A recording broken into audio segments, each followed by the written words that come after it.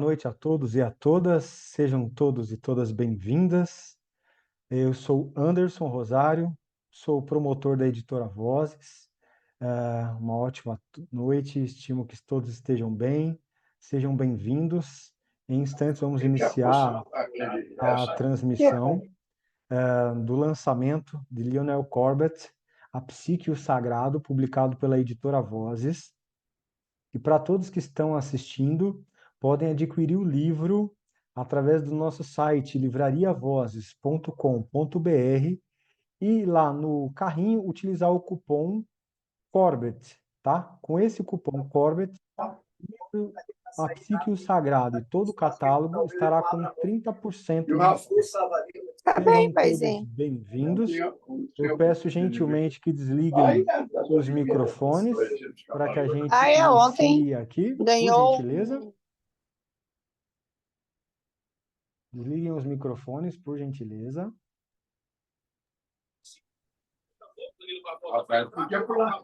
Não. Como eu ia dizendo, sejam todos bem-vindos. E agora eu vou passar a palavra para a nossa coordenadora dessa noite, desse bate-papo, de uma obra tão inestimável, aguardada por todo o campo junguiano e por todos os interessados em espiritualidade, e conhecer todo esse envolto que é o livro convidativo, uma obra super atraente, que a editora Voz está publicando com toda a honra, e a doutora Anaí, que nos presenteou, né, possibilitou que a editora Vozes traduzisse essa obra aqui para o português. Sejam todos bem-vindos. Eu passo a palavra para a doutora Maria Cristina, que vai coordenar esse nosso encontro dessa noite. Muito bem-vinda, doutora Maria Cristina. Pode iniciar. Obrigado. Muito obrigada, Anderson. Boa noite a todos e a todas. É com muita honra que estou coordenando hoje essa noite. Coordinate this meeting with our dear professor, member of the Brazilian Jungian Association in Brazil, that is going to be giving us a brief presentation about the book that he is launching today, Psique and the Sacred, and will also give us the great honor to be here with us. Thank you so much, Professor Lionel Corbett, for accepting the invitation and be here with us. So please, I ask you to keep your microphones closed so as not to have any kind of interference. And we will be working during 1 hour and a half when Professor Lionel Corbett will pronounce his presentation, and then we're going to open to our other panelists that they are going to talk about spirituality, analytical psychology. So we're going to have Anaí Fonseca, Gelson Roberto, and our dear Dr. Walter Boechat. So briefly, I'm going to introduce each of them so that you will be able to know him a little bit better. Dr. Lionel Corbett, psychiatrist, graduated in the University of Manchester, member of the IAP, and professor of deep psychology in Pacifica Graduate Institute in Santa Barbara, California. He's the author of many books, among them The Psique and the Sacred, that we're going to be talking about here today. God Image, From Antiquity to Jung, and one that really I would like to have it translated into Portuguese, called The Soul and Anguish, a psychotherapeutic approach to suffering, which might be a very interesting book for us that are psychotherapists. Professor Dr. Lionel Corbett, we can notice by the book that he's launching now that his interest, his books, his work are towards the research about the religious function of the psyche and its importance in the individual psychology, as well as the development of a therapeutic practice that can attend this dimension, this spiritual dimension of the psyche. but he never lacked in the sense of the dialogue with the Jungian psychology, with the analytical psychology in the contemporary world. So it's a great satisfaction that we are going to be receiving Dr. Lionel and also our other debaters, Professor Anahi Fonseca, Jungian analyst, graduated in the Jungian Institute of Rio Grande do Sul, doctor, psychiatrist, member of the executive committee of the religiosity section of the World Association of Psychiatry, WPA, coordinator of the spirituality department and analytical psychology of the Jungian Association in Brazil, and also member of the Brazilian Association of Psychiatry. Dr. Walter Boechat, our dear master, my dear master, with that we all appreciate so much, Jungian analyst, the Cargos of Jung in Zurich. He is a psychiatrist, doctor in social medicine, and founding member of the Jungian Association in Brazil, and also in Rio de Janeiro, organizer and author of many books and collaborator of the spirituality and analytical psychology department of our association. And our dear master, Gelson Luiz Roberto, member analyst of the AIIP, and also here in the association in Brazil, psychology and master in clinical psychology, president of the association during 2014-2016, professor of many post-graduation courses, including clinical psychology, and in many institutions of Jungian graduation of the Brazilian Association. Also a member of the Department of Spirituality and Analytical Psychology of the association. Now I invite our dear Professor Lionel Corbett to give us the presentation, let's say a taste of his wonderful book that is being launched today. It's a great honor to receive you. Please, Doctor, the floor is yours. Thank you, Maria, for that very kind introduction. And I'd like to thank the Society for inviting me to give this discussion. The book, titled Psyche and the Sacred, is entirely based on Jung's approach to religion and spirituality. And it's important to note that in some ways, Jung's ideas are not really compatible with traditional religions like Judaism and Christianity. His work is compatible in some ways, but there are some ways which really don't fit with traditional religious ideas. So what I'm going to do is show you a PowerPoint which discusses Jung's approach to spirituality, and I'll discuss the way these points show up. Let's see. I hope you can see this. Is it working? Yes, it's okay. It's okay. Okay. You can put in the presentation mode if you want. Oh, yes, I've got to click the little one.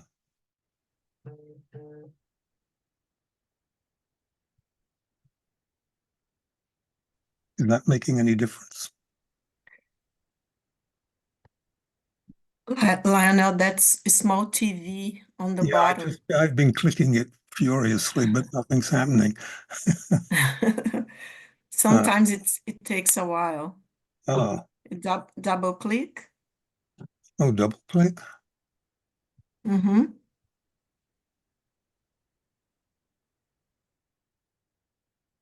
No, nothing is changing.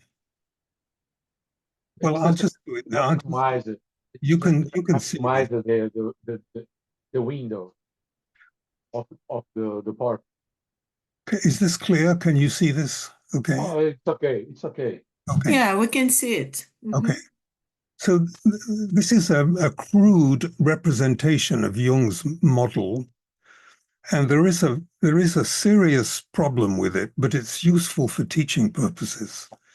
So the model is that the psyche is like an iceberg, and we only see the tip of the iceberg, which we call the ego, or you could call this, it's sometimes referred to as the empirical personality, just the everyday, ordinary sense of self that we all have. And then below that is repressed personal material from in the unconscious, the kind of material that the Freudian tradition has dealt with for 100 years now. But the move that Jung makes, which is very unique and very different than other psychoanalytic schools, is to postulate a deeper level of the psyche than the personal unconscious. And this level has many names. It's sometimes called the collective unconscious, the autonomous psyche, or the mythopoetic level of the psyche, or the transpersonal level of the psyche. And the theory says that all religious experience, all the experiences that the characters in the Bible had, for example, and that people still bring into psychotherapy, all those experiences emerge from this deep level of the psyche. So this, for Jung, is the spiritual dimension of the psyche, and it's where religious experience comes from. Now, this is really incompatible with traditional Christian ideas, which sees religious experience. Think of events like Saul on the road to Damascus, or Moses on at the burning bush, or the vision of Ezekiel, those kind of experiences. The tradition teaches that these experiences emerge from a God in a heavenly realm, a transcendent realm. For Jung, there's no need to worry about a heavenly realm, a transcendent realm. We have to simply realize that that kind of experience is coming from this deep level of the psyche. So that's the spiritual dimension of the psyche. Now, this is useful for teaching purposes. The reason it's not quite right is that it's too spatial. The archetypal level, the very deep spiritual level of the psyche, is not somewhere down there in a spatial sense. Of course, it's all around us. We are immersed in this level. So it's not real. So the word depth, as in depth psychology, is a bit misleading. It doesn't mean depth in a spatial sense. So what that implies, if you imagine that each one of these little triangles is a human being on the planet. So there are 8 billion of us now. All of these human beings all participate in this deep level of the psyche. We all have access to this spiritual level of the psyche. And it tends to emerge in experiences, particularly in dreams and visionary states and synchronistic events. The importance of that is that any person may experience imagery from any religious tradition that has ever existed, even if it's not the tradition that he or she grew up in. So if you grew up in a Christian context, you may have a dream of a Hindu or a Tibetan god or goddess, because we all have access to this deep level of the psyche, what's called the archetypal level of the psyche. And for Jung, the gods and goddesses of all the world's religions that have ever been all emerge from this very deep level of the psyche. So he sort of recalls the gods from, instead of being on Mount Olympus or in heaven or somewhere, he brings them all back to this archetypal deep level of the psyche. And this can really be surprising. I'll show you later how imagery from a religious tradition that the dreamer knew nothing about showed up in his dream. So this is the source of a kind of experience that's known as numinous experience, which means the experience of the sacred. Now, that word was coined by Rudolf Otto in 1917 in this book, Das Heilige. This book is so important. 100 years, or more than 100 years later, it's still in print. I'm not sure if it's in Portuguese, but it's in several languages. So Otto used this is important because Jung borrowed from Otto. So I'll come to Jung in a moment. So Otto used the term numinous to describe direct experiences of the sacred or the holy, like the burning bush or Saul on the road to Damascus, or the example I give here is when Job hears God talking to him out of a whirlwind. Otto says these are numinous experiences. The word comes from the Latin numen, meaning a divinity, and it has a special emotional quality. He used this Latin phrase, because he was really a 19th century scholar, mysterium tremendum et fascinans, which means a mystery that's overwhelming and fascinating and enormous and quite different from anything we've ever experienced before. You can try to imagine empathically what it would have been like for Moses or Jesus to have had these very, very intense experiences of the divine. It would be completely overwhelming, but also fascinating at the same time. So when we talk about these, the reason this is very important is that people still have these experiences, modern people. So this experience is not confined to characters in the Bible, but they're useful as examples. So we use words like awesome, dreadful, terrifying, ineffable, uncanny, otherness, dreadfulness, and so on. So when we're faced with an experience like this, the experience is so huge, the energy and the power of the experience makes the individual feel very small. Otto called it a creature feeling.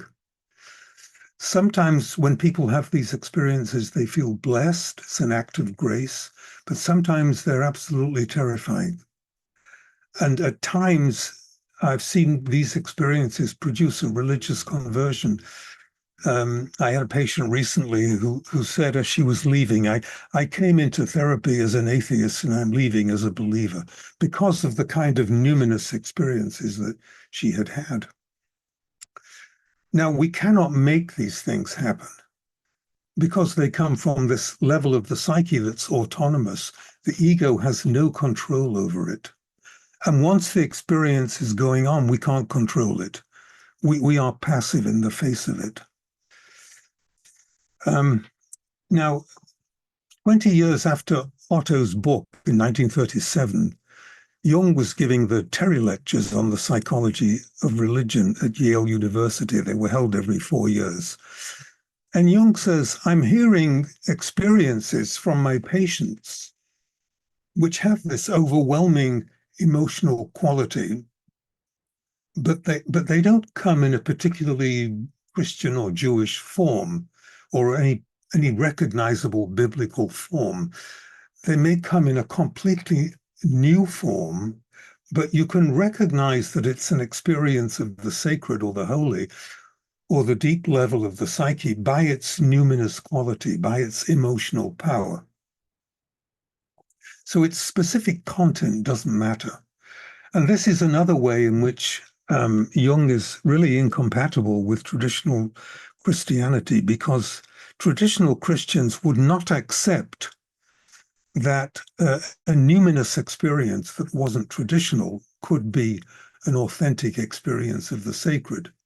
So, for example, I have had an experience of a UFO, an unidentified flying object, descending from above and hovering a short distance over my head and shining lights at me.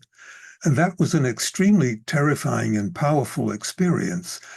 And of course, from Jung's point of view, the UFO is a mandala, which is one of the abstract symbols of the self, the divine self, what Jung calls the God within.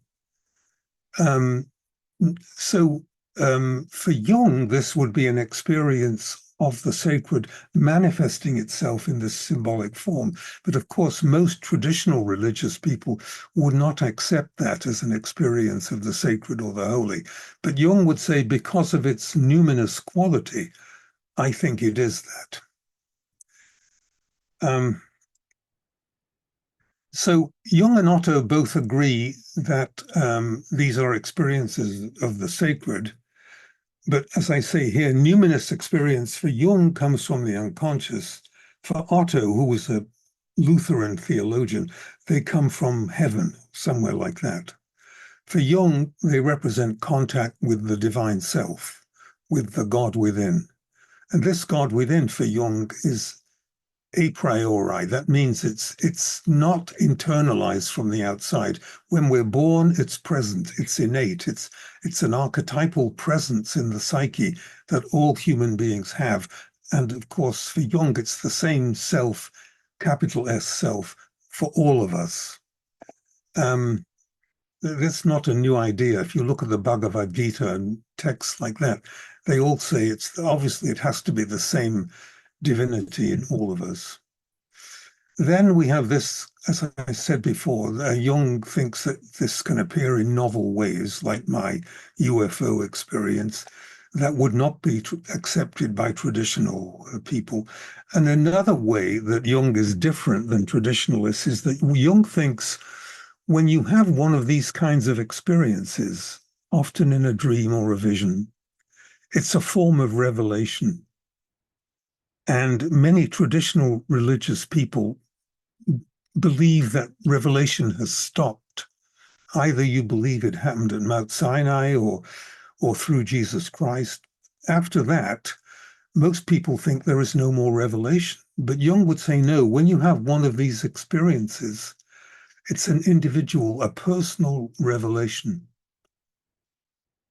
And this last point is that because traditional Christianity sees the divine as really rather different than the human being, as if there's a sort of absolute separation between the two, Jung doesn't see it that way. He sees the human level of the psyche and the transpersonal or spiritual levels of the psyche sort of mixing with each other. They're not radically separate as they are as God and humanity are in traditional Christianity. Now, what Jung thought was very important is that when people have one of these experiences, they have a healing effect. And he wrote in one of his letters, here's the reference, that his main interest was the approach to the numinosum. That letter was written in, I think, 1944 or 45, after he'd had a heart attack and several powerful out-of-body, I think probably near-death experiences that were very numinous. You may remember that. He's above the earth, far away, and so on. So what we find in clinical practice is that when these experiences are not very common, but when they do occur, they will address a complex or some emotional difficulty in the life of the subject. Very often it's something to do with a crisis in the person's life or some long-standing difficulty. And Jung thinks that the reason they can be healing is that their emotional intensity is so powerful.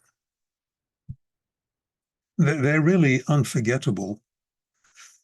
If you've never had an experience like this, you may not understand the power, the quality of the experience. But there are other people who write about these experiences, and of course William James is one of them. In his book, in Varieties of Religious Experience, I was trying to think of the date, I think it was 1902. So William James has a different set of criteria for sort of categorizing an experience as a religious experience. These are his ideas. The experience is so powerful that it's very difficult to put it into words, unless you're a great poet. But most of us find it hard to describe the power of the experience. Then the second point that James makes is it usually tells you something you didn't know before. So it gives you new information. This word noetic is the English word that means giving new information. And then the experience is transient. These experiences don't last very long, a few minutes at the most.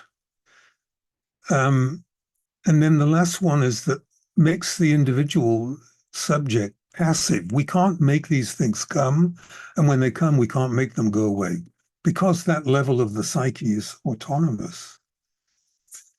Now, Jung takes a stance in relation to these experiences. He thinks that in very fragile people, an experience like this can make them psychotic.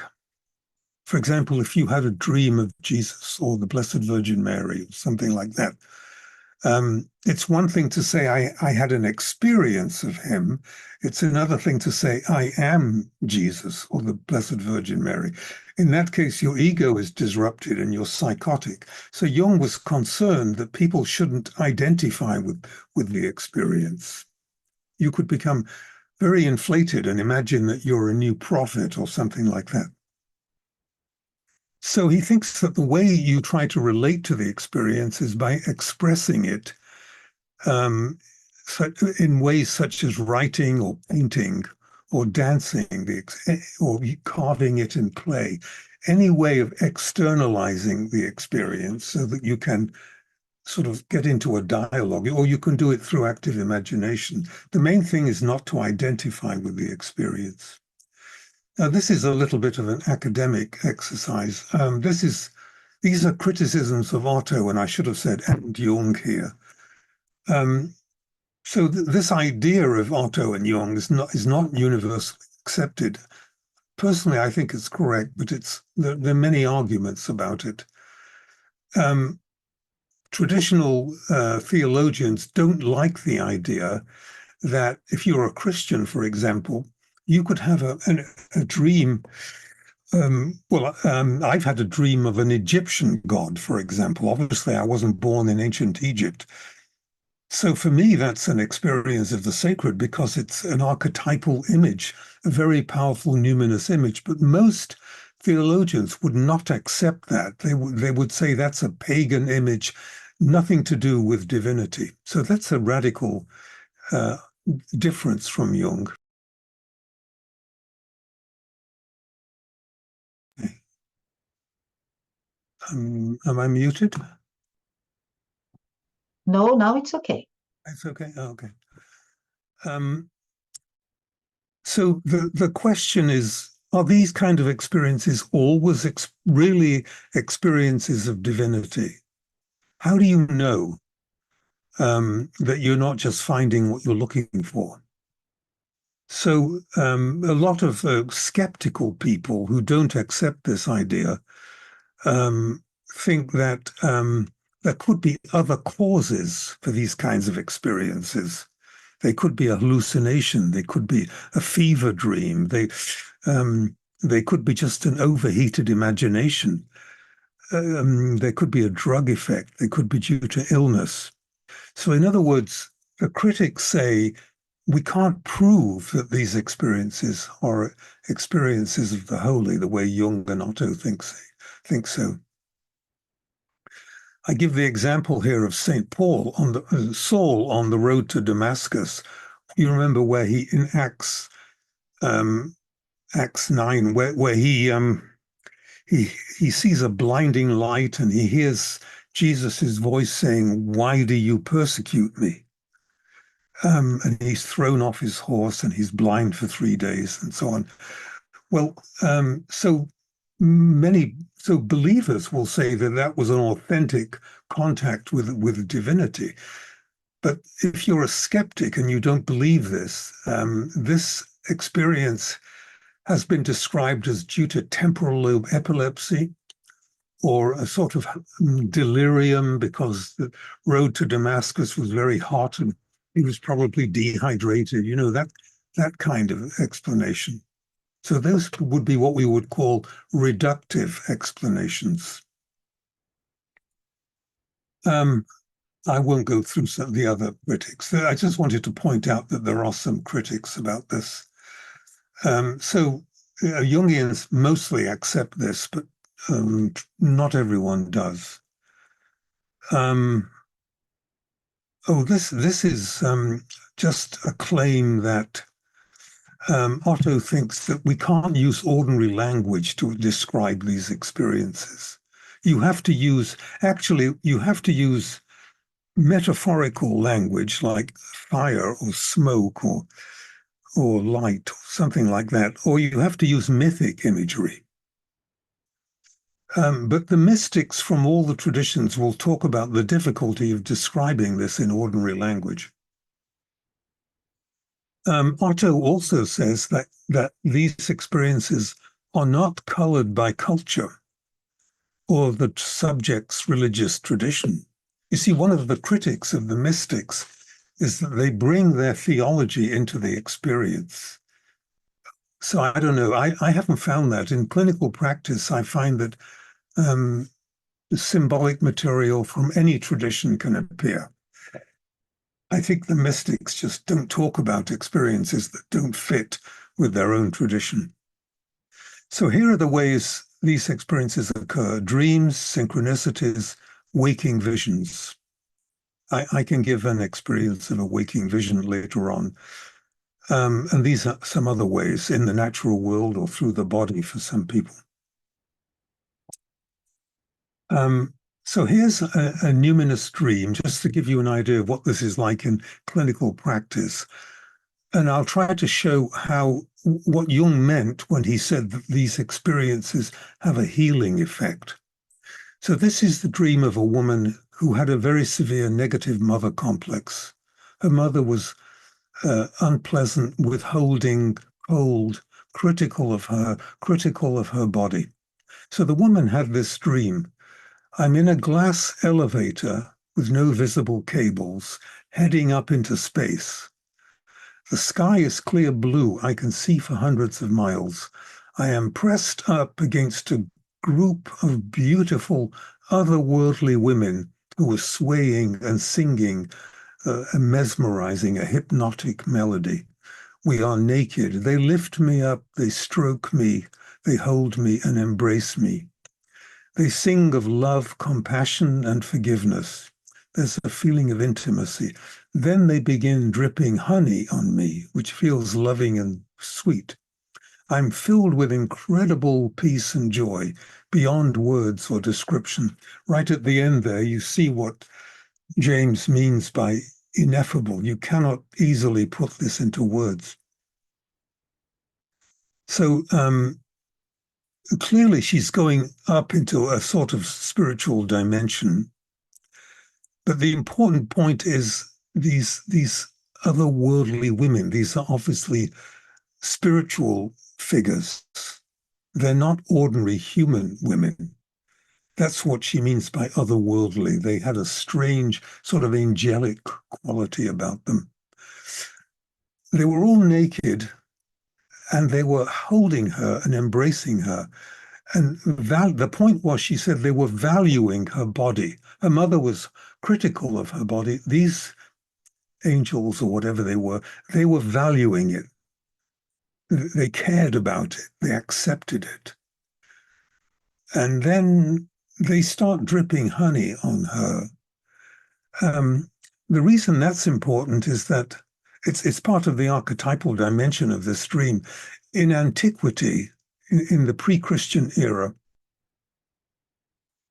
the religions of the goddess would use honey as a sort of a sacramental meal. It was sort of their equivalent of the Eucharist, because it comes from a bee, and the bee is an example of the transformative power of nature. We would say of the Great Mother. It's the power of the animal to take in flower pollen and produce a food from it. By analogy, a human mother takes in food and produces milk. So this is an example archetypally of the transformative power of the divine feminine. And so this dream, from an archetypal point of view, also was an initiation, actually, into a new level of consciousness. This is a woman who should not be worshipping an image of God that's masculine. She should have a feminine image of God. Anyway, you can see how the dream addresses her complex. It exactly counters her mother's attitude to her. So that's what Jung means when he says these experiences have a healing effect. They sort of go against the complex. But obviously, and this is a big part of the argument, this imagery has nothing to do with the biblical tradition. You couldn't really say that this comes out of a particular biblical tradition. But the emotional power is so great. Jung says, the thing that cures a neurosis must be as convincing as the neurosis. So in other words, it's the emotional power of the experience, which is very important. Now, this is a dream. This figure appeared in a patient of mine who was a Franciscan priest. He'd spent his whole life since adolescence in the order, and he lived a fairly traditional life, worshipping God in the usual way. And then he had this dream, and this figure appeared in the sky above him. Now, these figures are actually, in physical reality, they are little clay figures about 4 or 5 inches tall. And they're found all over old Europe. Practically most European countries, people have found these figures, and they are thought to be the earliest known images of the goddess, maybe 20,000 BC, so way, way pre-Christian. You see that there's no feet because they were like traveling altars. People would carry them around and maybe stick them in the sand and so on. Some people think they were fertility symbols. It's not clear exactly what they were, but what happened in the dream was, rather than just being a few inches tall, the figure was enormous in the sky above him. And he said, it was very powerful. He said, I knew I was in the presence of something immensely holy.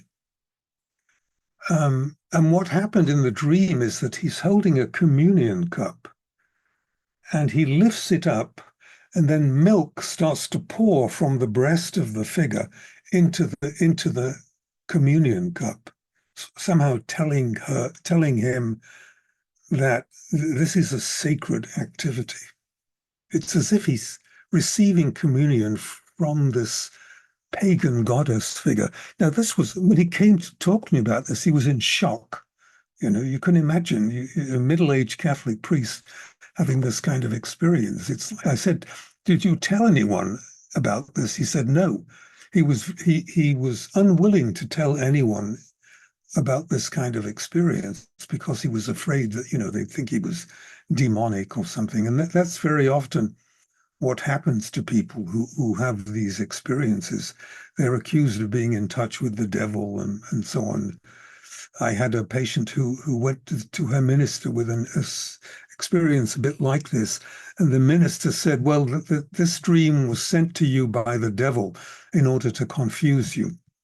So the very traditional religious people cannot conceive of the idea that such an experience could be an experience of the holy or the sacred. But that would be, Jung would say, if it has the numinous quality, you cannot confine the manifestations of the holy to just the biblical or traditional manifestations. The Spirit blows where it wants to, as the Bible says. It will appear in whatever form it wants to. Okay, so let's see what time it is. So why don't I... Is it okay if I stop there and I can answer any questions or discuss this? Thank you, Lionel. So I'll give you the word to Eu Maria convido os nossos Cristina. debatedores, Anaí, Walter e Gelson, né, para se colocarem, e depois nós vamos abrir para algumas Now I perguntas invite our panelists do Departamento de Psicologia. to talk, and then we are going to open to our Coloquem no chat. collaborators. And please, the participants, if you have any doubt or questions, please write in the chat. Okay, thank you. Acho que começamos com o Walter, né, Cris? Sim, Let's start with Walter.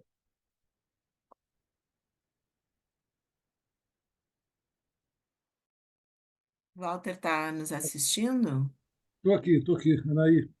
Obrigado. Contigo, Walter. Obrigado. Lionel, thank you very much for your lecture. And I'm very pleased to be here with you. And I think that's your first book by Vozes Publishing House. I'm sure other books will come. We hope so. And I think it's the most important issue, this problem of spirituality and for modern man. And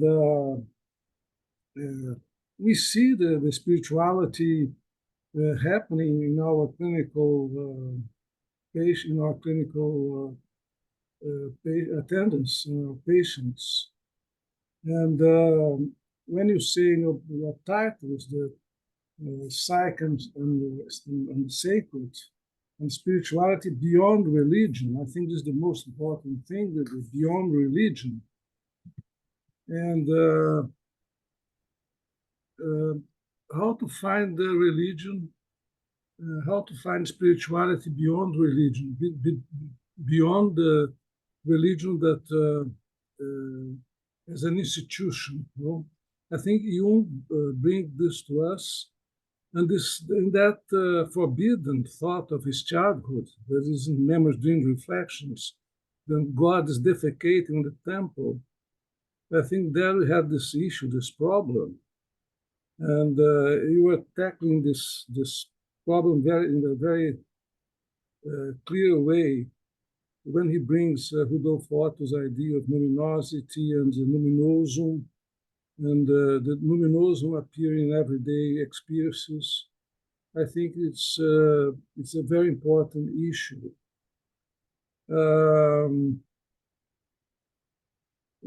Freud, in his book Civilization and its Discontents, in Portuguese is Mal-Estar na Civilização, he talks about his correspondences with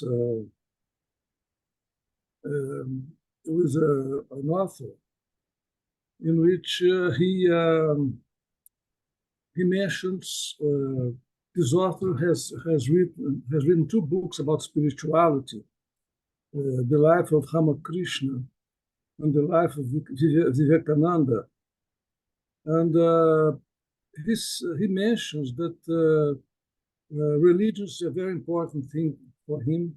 He has this feeling of spirituality in all his life, all his experiences. And Freud has written The Future of an Illusion. And this disturbed very much this person. He wrote to Freud about that. And Freud mentioned the primitive fantasy of the oceanic feeling, the feeling one has in the uterus before being born.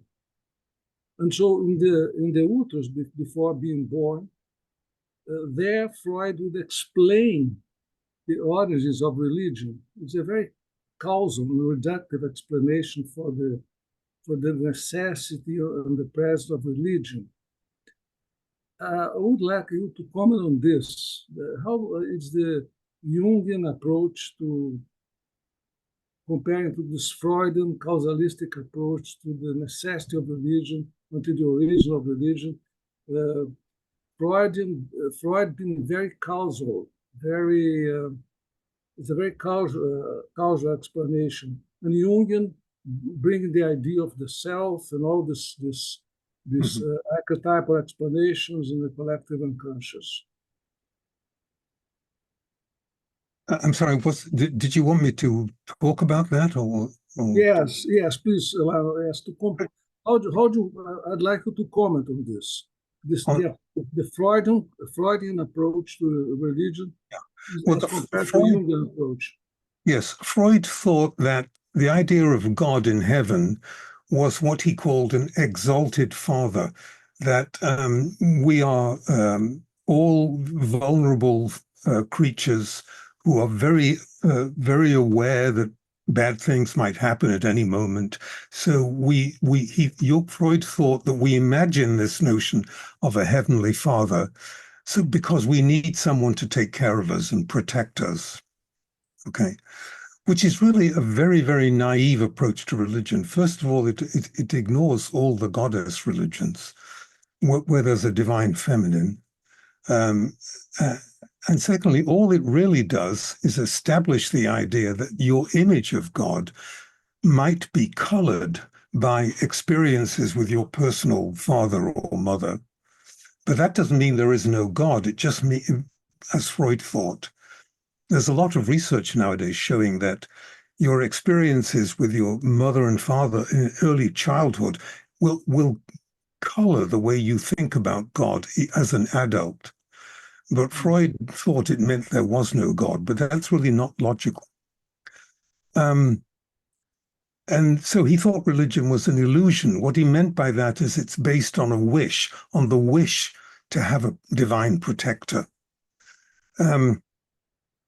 He also wrote a paper saying religious rituals are like obsessive-compulsive neurosis, obsessive-compulsive disorder. They have rituals. So he thought religion was a kind of obsessive-compulsive disorder. So he was very unkind to religion in a very reductive kind of way. Now, Jung and most of the subsequent psychoanalysts followed Freud's footsteps. A few didn't agree with him.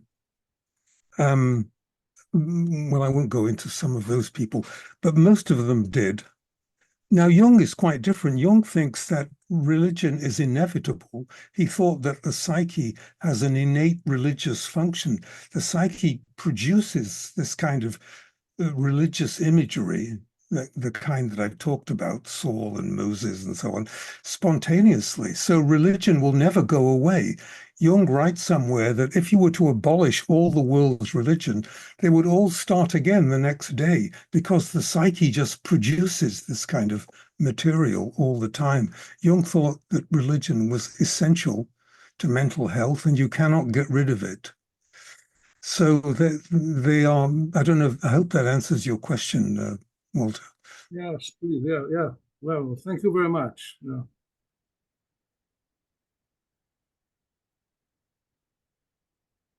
Romain Rolland was the man who wrote to Freud. Romain Rolland, yeah. Sorry, I didn't hear that.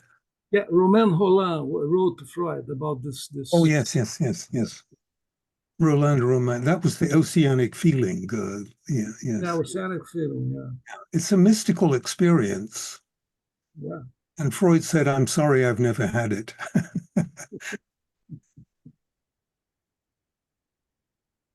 But if you have had an experience and you can get it from psychedelic drugs, I had it once from psilocybin, and people often describe these experiences of unity with the whole universe. So they do occur spontaneously among the mystics of all traditions.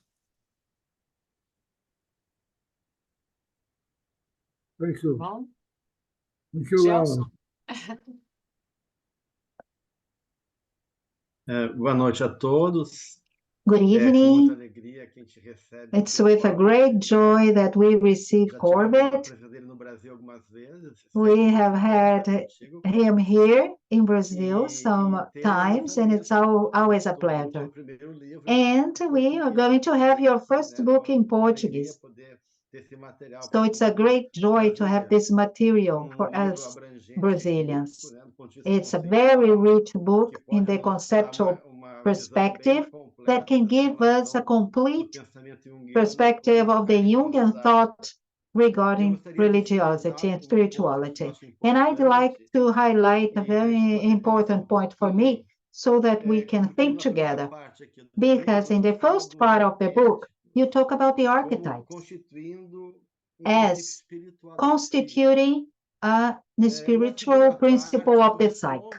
In the second part, you work again with this concept, saying that the term spirit is synonym of the archetypal sphere. Então, essa relação de novo So, this do relation arquétipo, again of the faz spirit relação with the com a archetype, dimensão transpessoal establishing da the relationship with the E aí ele transpersonal faz essa dimension of the diferenciação human das reality. linhas, And né? you make this De differentiation espírito para o conceito from de alma, spirit and soul, trazendo between daí spirit a and soul, proposta de que bringing não seja the essa idea experiência espiritual, that this religiosa, spiritual particular, experience, onde tu religious coloca que a experience alma coming from the soul, atua como where you put that the receptor do soul acts espírito. as the Então, se a receptor gente of pensar the que o Jung spirit. trouxe não So só if uma you think that proposta Jung de brought psicologia not nova, only an idea of também a uma new proposta nova psychology, de but also religiosidade, a a new gente podia proposal pensar for que essa ideia spirituality de and alma religiosity, como we can think that this idea of uma soul função, né, as a psicológica de function, as a relação psychological e que function transforma of a ideia do espírito em relationship imagem, that é a transforms proposta de the Jung spirit de in image religiosidade enquanto is the experiência proposal of individual, Jung que me of parece no teu religiosity of livro an individual que experience. a It religião seems in your para book Jung that passa a religion ser uma for religião Jung pessoal, né? is A a experiência personal one, pessoal a individual personal dentro da relação individual com a divindade. experience, Então, eu a queria saber personal essa relação de relationship with the espírito e divinity. alma So na I'd like experiência to de Jung. know about this relationship between spirit and soul, and this regarding religiosity in Jung. Well, the part of the difficulty answering you is that Jung uses the word soul in different ways, of course. Sometimes when he uses the word soul, he refers to the whole psyche. And sometimes he thinks of the soul as having a kind of bridging function between spirit and the ego. The way that the ego, the soul allows the ego to connect with spirit. And the way the soul does that is in the form of images and experiences.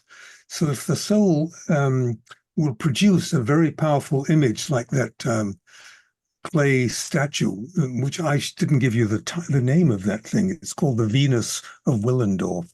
Willendorf is, I think, in Austria. So when the psyche produces an image like that, Jung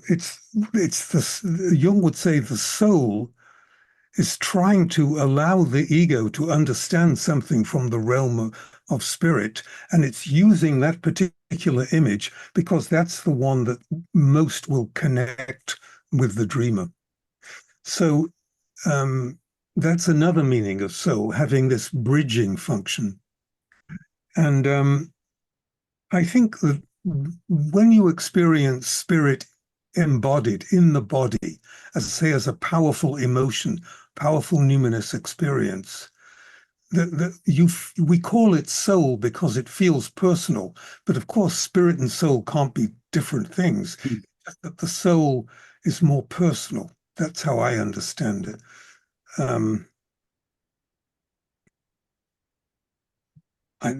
Is that an adequate description?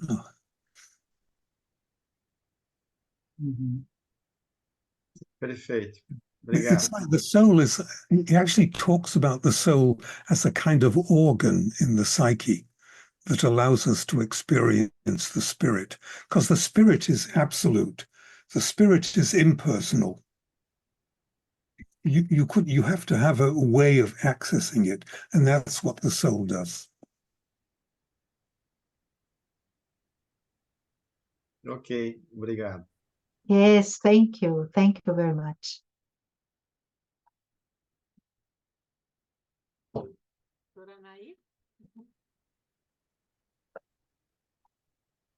So it's a pleasure to be here with you all.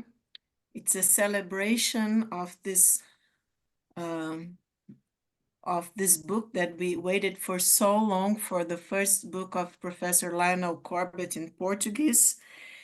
And Lionel, I would like, if you could, in your book, I think it's the end of the second chapter, that it's the reality of the psique, the second chapter, the archetype as a spiritual principle. And in the end of this chapter, you talk about is God synonymous with psique? And you talk about the new dispensation and about Edward Edinger. So I think it's very precious, this discussion, because since in Brazil we have all this religious syncretism and all these spiritualities and spirituality and anomalous experience. So I think it would be very interesting for and kind of new also for the public in Brazil. If you could give us a little hint, give people a little hint of what they are going to read in your book about this question, is God synonymous with psique? And talk a little bit about the new dispensation. Okay. For many Jungians, the psyche and God are synonymous, actually, or at least God manifests through the psyche. In other words, God uses the psyche as a kind of medium to express himself. It's like the psyche is a kind of vehicle. But some people think that the psyche itself is divinity, just manifesting itself in different ways. That's really a matter of opinion. If it's true that the deep unconscious is producing religious experience, then the divine and the psyche are the same thing. The unconscious or the psyche, the deep level of the psyche, is behaving like divinity. But some people think that the psyche just transmits a God that is beyond the psyche. But we can't solve that problem. Sorry, we don't know which is correct. The point about the new dispensation, that was an idea of Edward Edinger. And he said that the Western religious traditions have gone through various stages. The first stage was the word dispensation here means the way in which divine grace is given into the world, dispensed into the world. So the first stage, he says, it was Mount Sinai, where the law is handed down to Moses, carved in stone. The second dispensation was the appearance of Jesus Christ, which was a whole new God image, a radical departure from the Yahweh of the Hebrew Bible. So that Edinger thinks is the second dispensation. And Edinger thought that Jung's approach that I've been talking about is a new way of thinking about divinity. And he calls that the new dispensation. And he thinks that this is a new type of spirituality which is emerging.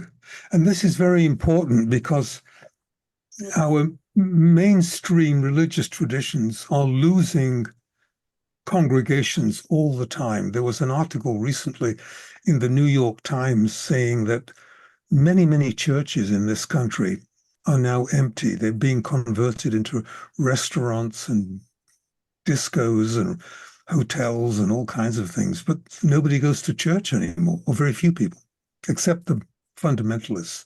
They seem to be doing okay. But the idea is that since the Enlightenment, religion has lost its power, it's lost its influence.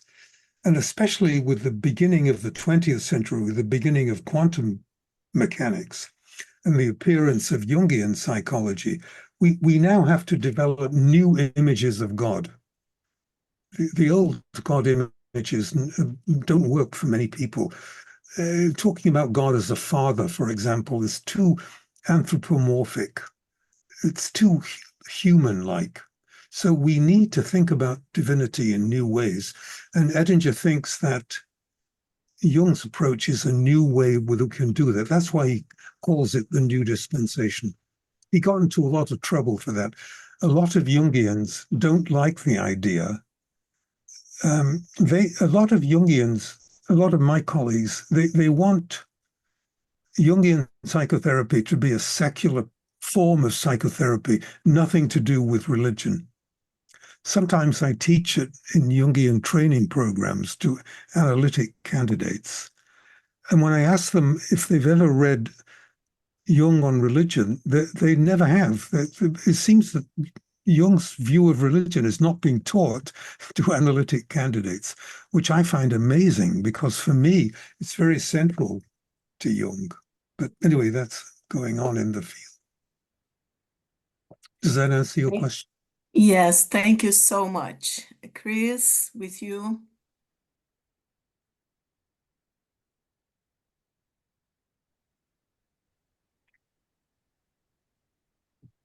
Bom, eu queria dar voz a algum Okay, now I'd like to open the microphone for the participants of our analytical psychology department, our candidates, our members. If they have any questions, if they have any comments, feel free to speak. Otherwise, we're going to pass to the questions that we have in the chat.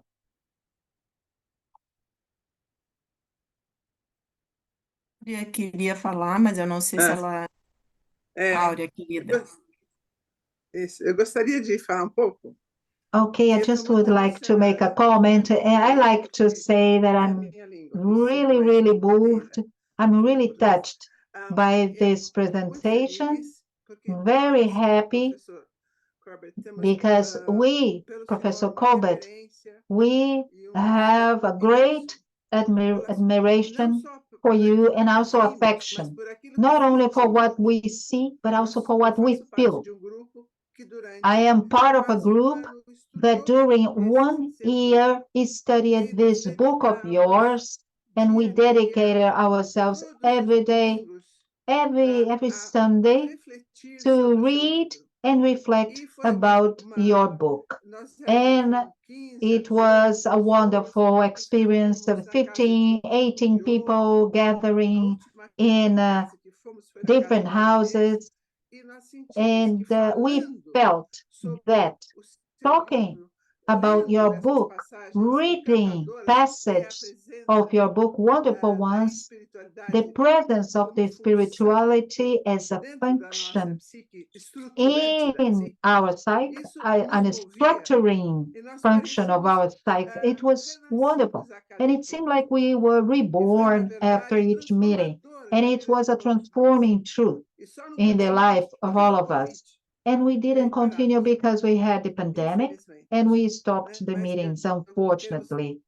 But we would like to tell you how much we are really thankful for everything we lived and learned in a very intense way with your book. You brought us what we can say that it's an epiphany lived in the human dimension, a divine presence inside of us, transforming our ways of seeing and transforming our lives mainly. So thank you very much from the bottom of our hearts, our group that worked together and thinking always about you as someone of great intelligence and importance. And we feel, Professor, that you talk about what you live. You talk about what comes from your heart and your experience. And in your approach, this is very important. Of course, it's so important when it comes to from the heart. And when you were in Rio Grande do Sul, in the conferences, you were always friendly and wonderful and very human. And that's what touched us. What you wrote, as you wrote, based on your experience, is wonderful. Thank you very much. Thank you for those kind words.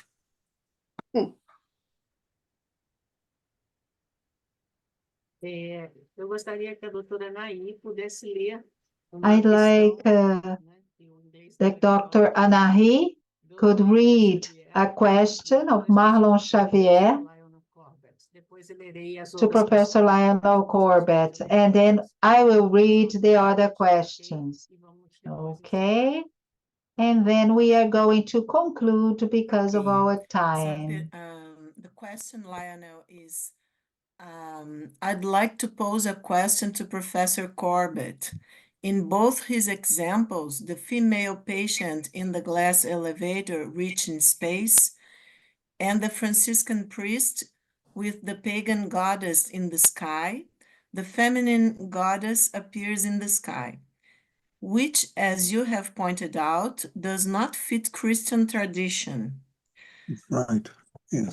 But might it be seen as a cultural compensation as well, sort of analogous to Assumption Maria, Yeah. the essence of Mary, the Christian equivalent of a goddess to the sky? In that sense, both examples would be both an individual and cultural compensation. Yeah, I think that's a very good point. In the doctrine of the Assumption of Mary, the Blessed Virgin Mary is taken up bodily into heaven, and she in a what's called a hieros gamos, a sacred marriage. So now she's the Queen of Heaven. So that was 1950. Jung thought that was a major advance in the Christian image of God, because it introduced a feminine dimension that had been missing before. So I think it's correct to say that these images of the feminine up, as it were, are probably equivalent to that. Thank you. I hadn't thought of that. Thank you, Lionel, and thank you, Marlon, for the very interesting question. Cris? Bom, a próxima questão vem do Okay, Nilson Perece. the next question, Nilson Perece. Good evening, I'm Nilson Perece from Rio de Janeiro. I'd like the professor to talk about the experience of soul in the perspective of Jung, the experience when he go in the desert to Damascus. How does Jung characterize this hallucination? Soul had this experience with other person in a psychic layer of his inferiority. And also, I'd like you to tell us if, in your perspective, Jung believed in God as a person or just a psychic function. Well, Jung definitely believed in God. I think Jung was a very religious individual. He thought that the Christian or the Judeo-Christian image of God, the way the traditions talk about God, is not adequate. That the way the divine manifests is much wider. It manifests itself in many more ways than the traditions teach. So that, for example, Jung thought that the divine has a dark side to it. And that also is actually incompatible with Christianity. Most Christians believe that God is love and God is benevolent and loving and only good.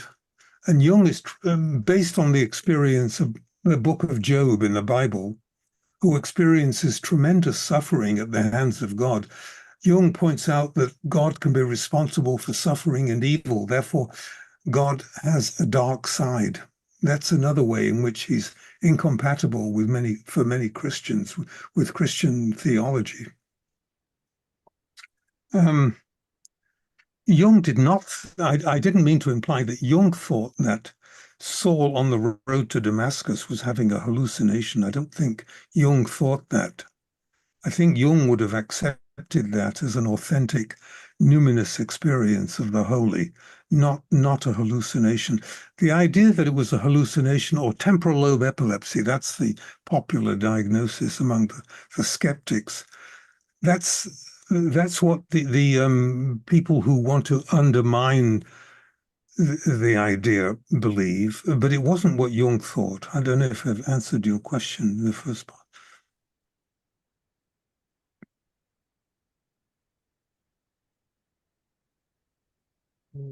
A próxima pergunta The next question is from Leonardo Augusto, and he says, based on the numinous contents emerging from the collective unconscious in moments of extreme complementarity.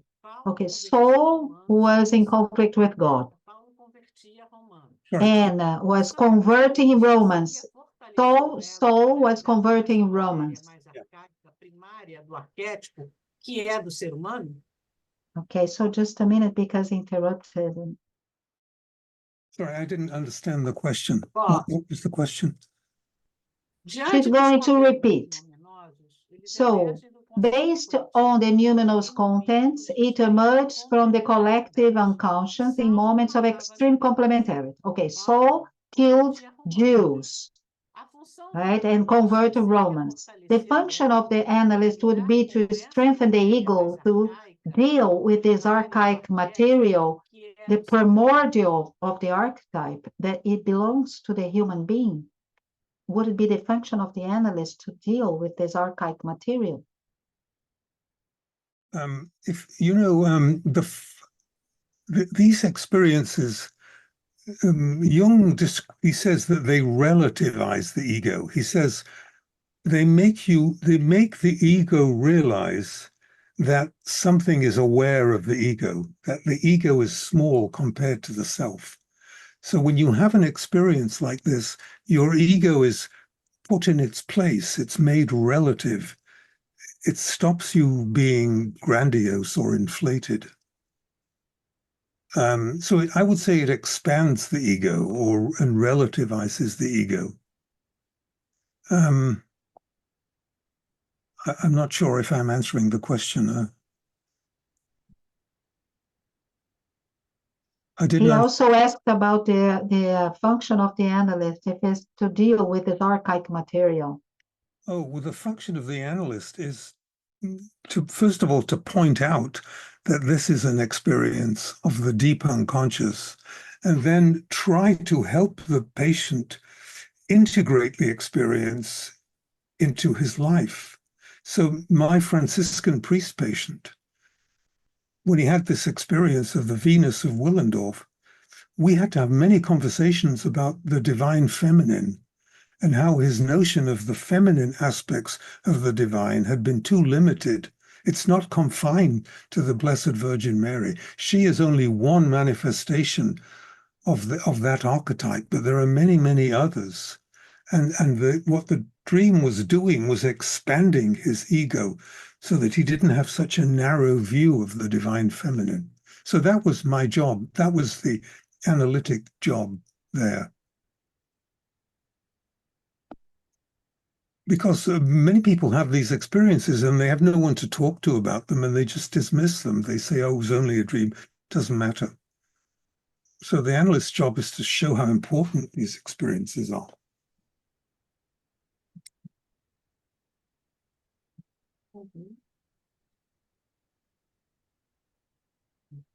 Bem, Okay, não sei se tem mais alguém do departamento que gostaria I de se don't know manifestar. if we have anyone from our department that would like to make a comment.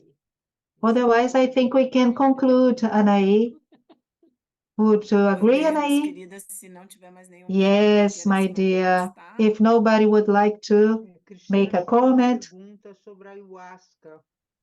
Christina, I think there is a question about ayahuasca, Tem? Deixa eu ver. the peyote. Boa noite a todos e a todas.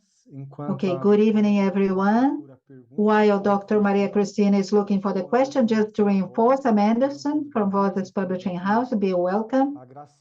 We are here being graced, being blessed by Dr. Corbett's presence. So our publishing house thanks the presence of everyone. And the ones who would like to purchase the book, you can access our website and also have a discount. You can have the 30% discount in our book using the coupon Corbett, and you can buy any book of our catalog that is going to have this discount of 30%.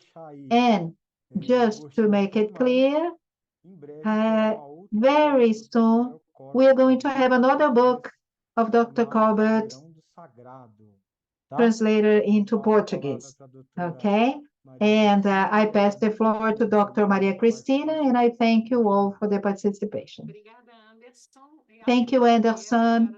The question, and thank you, Lisa, for reminding me.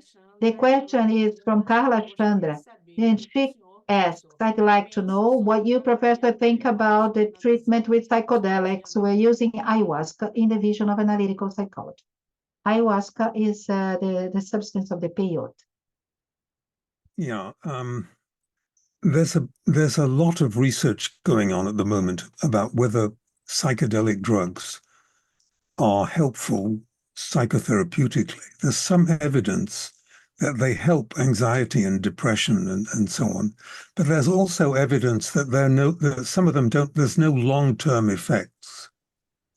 That's what Jung was concerned about. He thought that it can be very difficult to integrate the experience, to understand it in the context of your life. And many people have said that they thought it made a permanent difference to them when they took ayahuasca or psilocybin or something like that. And other people have said the effect didn't last very long. So that research is going on at the moment, and I think we don't know yet about exactly who should take these drugs and who shouldn't. It's too early. They're just coming into therapeutic use at the moment.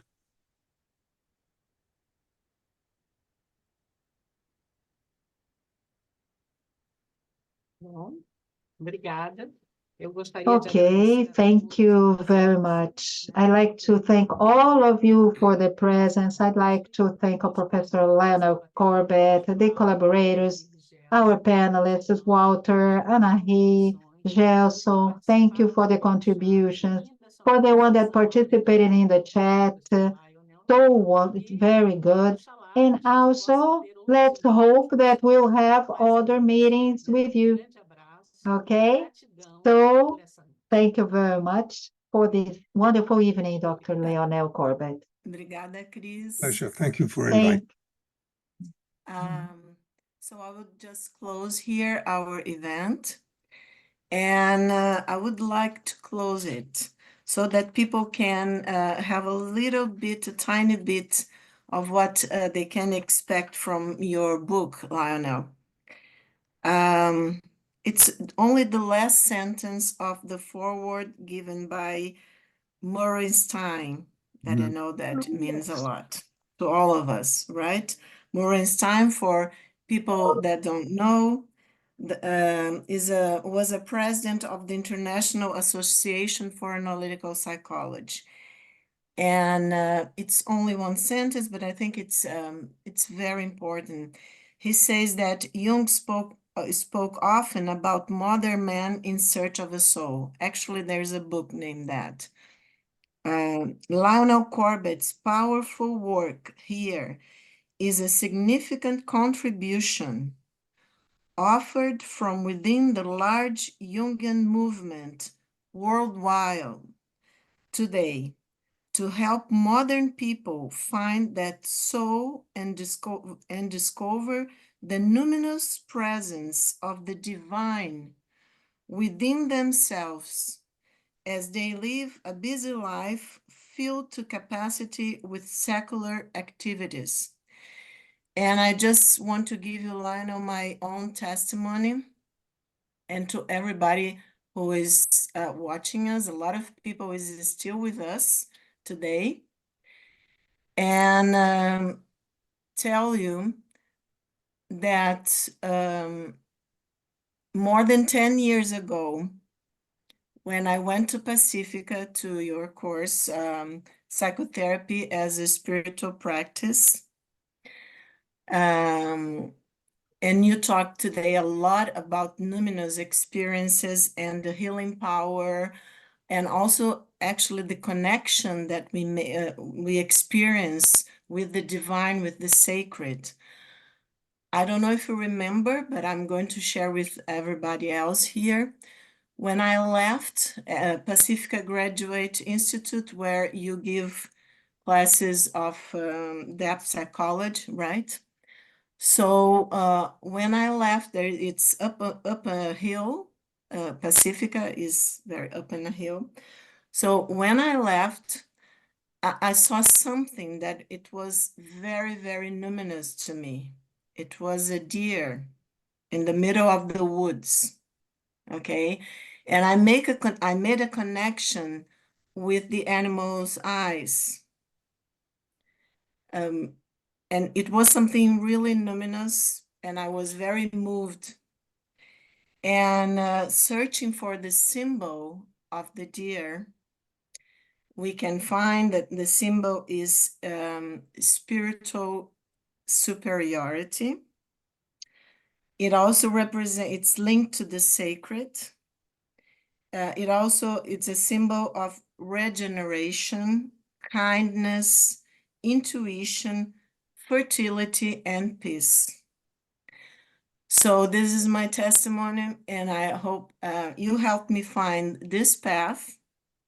And I hope your book and many books to come in Portuguese will help other people to find their own paths and to develop their own spirituality and their own connection to the sacred.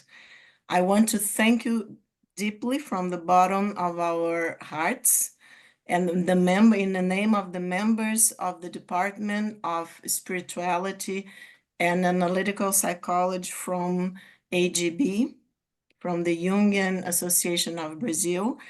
We want to thank you so much for all the times that you have come to Brazil and stayed with us and helped us to find this path among Jungians.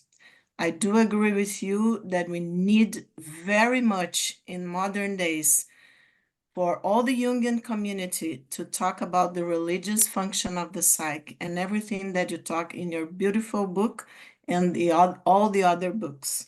Thank you so much, Lionel, for your help during this past 10 years. Been an honor and a pleasure. Thank you. Thank you. Thank you, Vozes, for this wonderful opportunity to be here with Professor Lionel. And thank you, everyone that has been with us today.